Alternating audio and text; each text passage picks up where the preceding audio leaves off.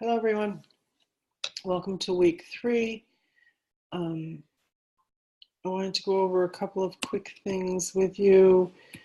Mid-course connections are coming up next week. We'll need to get together by phone to discuss that. If we can't get together on phone, I will send you a letter.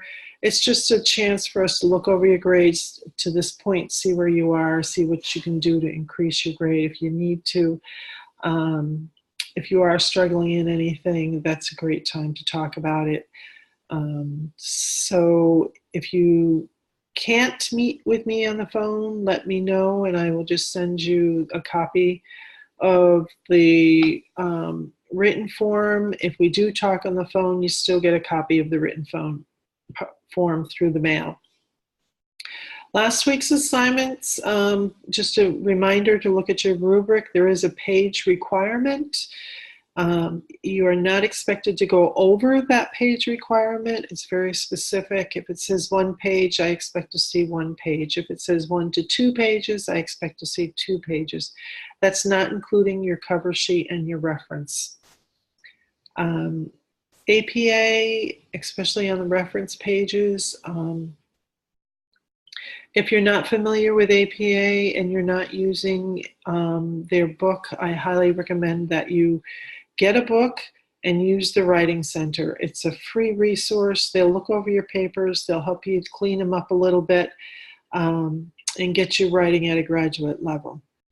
So week 3 assignment. Last week you selected a community. This week you're going to select the topic that will be your focus of your project.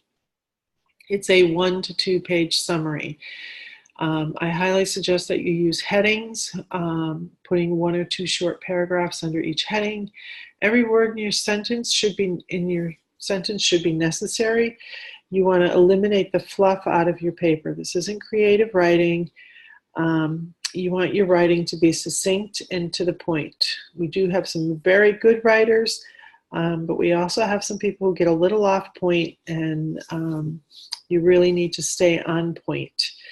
I would hope that going forward you become researchers and publish some of your work, and you'll be applying for grants. Those people who are looking over your applications and your written word are looking for succinct, to the point, exact writing. So this is the time to practice that. Your paper, I briefly gave some examples of this is a very short version. I would expect something a little bit longer than this. But your health promotion topic, what is the issue within your population that you're going to be addressing? So my population is post-cardiac surgery patients. The topic is reducing readmissions. Community of the population, I have a huge population of cardiac surgery patients. I'm focusing on those who went home, not those that went to rehabs. What is their culture? Do they live in rural or urban?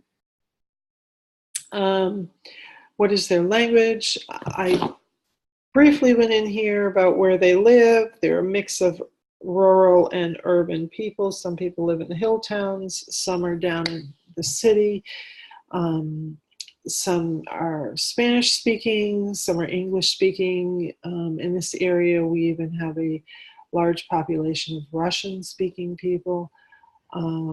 What is the culture of your group?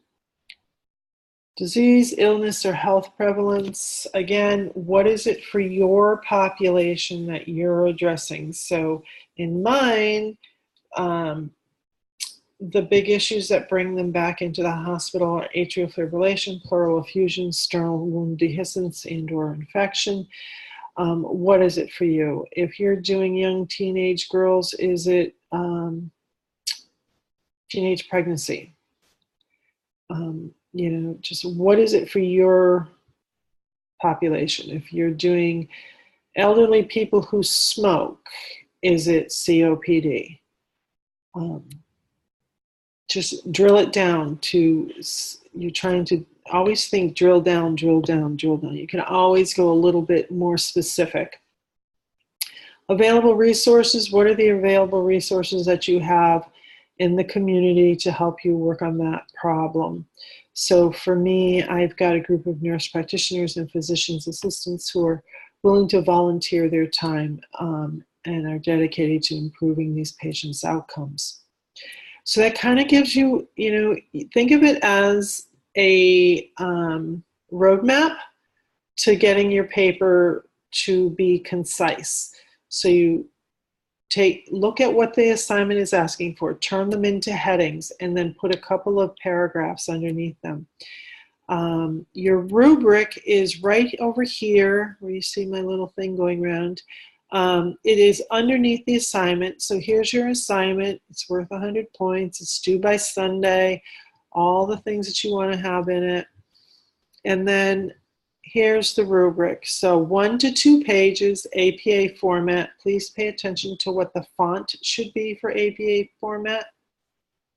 Addressing all the parameters. I tried to hit them all here. You may want to go back and see if I missed one or two.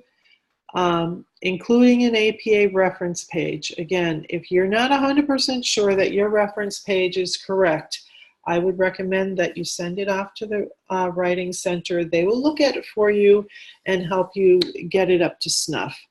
And submit it on time. That's, those are 20 free points. Take advantage of it. Any late papers will receive a 10% grade reduction. Anything beyond a week I will not accept. If you're having a specific issue, catastrophe in your life, for example, if you're one of these people who have been evacuated and you're out on the road and you can't use your computer, I certainly understand that. We can work on that. If you have, any extenuating circumstances that you feel make it just impossible for you to get your work in on time, share that with me. We can work it out. Okay, I think that's about it for me. If you have any questions, you can either put them on the discussion board, you can message me. If you're questioning something, chances are somebody else is too, so the discussion board is a great place to put it. Have a wonderful week, and for those of you who are traveling due to the weather, please be safe.